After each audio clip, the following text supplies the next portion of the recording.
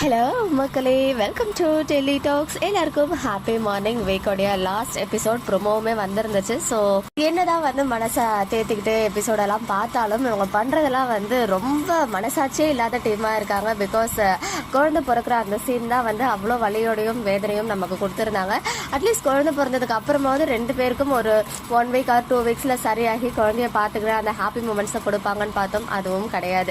ஏன்னா காவேரிக்கு memory loss. இந்த ஒரு விஷயத்தை அவங்களுக்கு சாதகமாக கல்யாணி பாட்டி அவங்களுக்கு சாதகமாக எடுத்துக்கிட்டு ஒரு பெரிய சூழ்ச்சி வேலையே பண்ணுறாங்க. சித்தப்பாலேருந்து சித்திலேருந்து ஈவன் தாத்தா உட்பட அந்த கூட்டணியில் சேர்ந்துருக்காங்க. நிஜமாக இதெல்லாம் ஒரு பெரிய கிரைம் தான். சீரியஸாக ஒரு குழந்தைய இப்படி பிரிக்கிறது.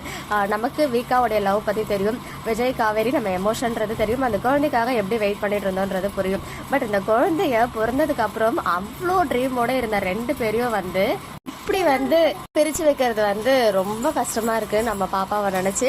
அண்ட் இப்போ இன்னுமே கிளியர் ஆயிடுச்சு. காவேரிக்கு கான்சியஸ்னஸ் அவங்களுடைய மென்டல் ஹெல்த் மட்டும் லைட்டா ஒரு மாதிரி இருக்கு. பிகாஸ் பழையசெல்லாம் மறந்துட்டாங்க. அதாவது நடுவில் நடந்த எல்லாத்தையும் மறந்து அப்பா இறக்குறதுக்கு முன்னாடி வரைக்கும் அவங்களுக்கு ஞாபகம் இருக்கு. ஸோ அப்பா எங்கன்னு கேட்டு அவர் போயிட்டாருன்னு சொன்ன போதோன்னு கத்தார் போயிட்டாங்க அப்படின்ற மாதிரி தான் அவங்க நினைச்சிட்டு இருக்காங்க. இப்போ அவங்களுக்கு மேரேஜ் நடந்ததையோ குழந்தை பிறந்ததையோ சொன்னா அவங்களுடைய ஹெல்த் பாதிக்கப்படும் அப்படின்றதுனால மறைக்கிறாங்களாம். என்ன பண்றது, ஸ்டோரி அப்படிதானே மூவ் பண்றாங்க. அண்ட் அது மட்டும் இல்லாம என்னதான் இவங்க மறைச்சாலும் அந்த வயிற்றுல அவங்க சி செக்ஷன்னாலே ஸ்டிச்சஸ் போடுவாங்க இல்லையா, அது இருக்கும். அப்புறம் குழந்தை பிறந்ததுக்கான சில அறிகுறிகள்லாம் இருக்கும். அதெல்லாம் எப்படி ஹைட் பண்ண போறாங்கன்னு தெரியல. மேபி இந்த ஆக்சிடென்ட்னால அவங்க போட்ட ஸ்டிச்சஸ்னு கூட சொல்றதுக்கு வாய்ப்பு இருக்கு. என்ன பண்ண போறாங்களோ, ஏன்னா நம்ம எல்லாம் கமெண்ட் பண்ணாலே டீம் அதுக்கும் ஒரு டயலாக் வச்சு அது டயலாக் மூலமா சரி பண்ணிடுவாங்க. இன்னொரு சைட் விஜய்க்கு வேற ஹாஸ்பிட்டல் ட்ரீட்மெண்ட் அந்த டாக்டர் ரொம்ப நாளைக்கு முன்னாடி நமக்கு காமிச்சிருந்தாங்க. மறக்க முடியாத டாக்டர் அவரு. ஸோ அவர் பாத்தீங்கன்னா விஜய் கம்ப்ளீட்டா குணமாக்கிட்டாரு. கான்சியஸ்னஸ் மட்டும்தான் வரல, ரிஸ்க்ல இருந்து வந்துட்டாருன்னு சொல்றாங்க. ஸோ அவருக்கு நிறைய பேர் பயந்த மாதிரி மெமரி லாஸ் எல்லாம் கிடையாது. விஜய் கிட்ட நம்ம எல்லாரும் ஒரு ப்ரெடிக்ஷன் வச்சிருந்தோம் இல்லையா, டாடா மூவி மாதிரி. இந்த மாதிரி காவேரியை காப்பாற்ற முடியல, குழந்தையதான் காப்பாற்ற முடிஞ்சிச்சுன்னு தெரிஞ்சு அந்த மாதிரி பிளாட்டை இப்போ மூவ் பண்ண போறாங்க.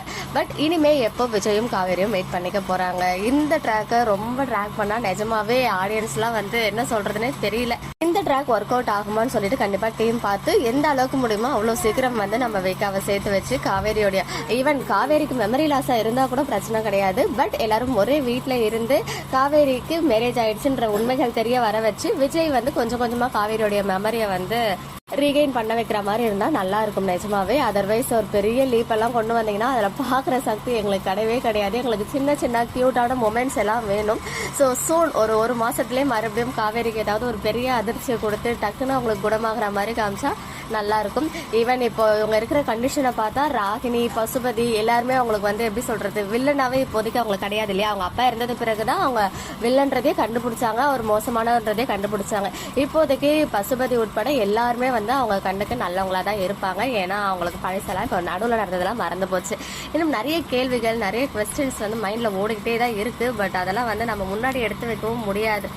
எந்த பயனுமே கிடையாது. பட் கண்டிப்பா டீம் நம்மளுடைய ரெஸ்பான்ஸ், நம்மளுடைய பாயிண்ட் ஆஃப் வியூ, நம்மளுடைய கமெண்ட்ஸ் எல்லாத்தையுமே பார்த்துட்டு இருக்காங்க. ஸோ இன்னும் ஒரு மாசம் எல்லாத்தையும் நம்ம பொறுத்திருந்துதான் ஆகணும். அதே மாதிரி நம்ம விஜயும் காவேரியும் பார்க்காம ரொம்ப நாள் பார்க்காத மாதிரிலாம் காட்டினா கண்டிப்பா நம்ம தாங்க மாட்டோன்றது அவங்களுக்கு தெரியும். ஸோ சீரியஸா சொல்லணும்னா இன்னும் ஒரு 1 வீக்லயே ரெண்டு பேரும் பாத்துக்கிற மாதிரி சீன் எது வைக்கிறதுக்கு நிறையவே சான்சஸ் இருக்கு. ஸோ வெயிட் பண்ணி பார்ப்போம் எந்த மாதிரி மூவ் பண்றாங்க அப்படின்னு சொல்லி. ஒரு குட்டி லீப் மாதிரி கொண்டு வருவாங்கன்னு தோணுது. பட் எம்மனை பொறுத்த வரைக்கும் எதையுமே நம்ம ப்ரெடிக்ஷன் கூட ஒழுங்கா பண்ண முடியாது. ஏன்னா அவங்க அப்படியே ஆப்போசிட்டா அவங்க ஒன்று பண்ணி வச்சிருப்பாங்க. அதே மாதிரி நிவினையுமே மறந்துருப்பாங்கன்னு நினைச்சேன். பட் நிவின் தெரியுறாங்க. ஸோ அப்பா லாஸ்டா தீபாவளி அப்போ வந்தாங்க இல்லையா, அது எல்லாமே ஞாபகம் இருக்கும். மேபி நிவின் அப்போ பார்த்தது எல்லாமே ஞாபகம் இருக்கும். பட் அதுக்கு அடுத்துதான் அவங்களுக்குள்ள அந்த லவ் எல்லாம் ஸ்டார்ட் ஆச்சு. ஸோ அதெல்லாம் அவங்களுக்கு மறந்துருக்கும். ஏன்னா சிலர் எப்படா நமக்கு சான்ஸ் கிடைக்கும் இந்த மாதிரி கமெண்ட்ஸ் எல்லாம் போட்டு ஃபேன்ஸை புண்படுத்தலானே சுத்திட்டு இருக்காங்க இல்லையா. ஸோ அவங்களுக்காக தான் இந்த பாயிண்ட்டுமே நான் சொல்லியிருக்கேன்.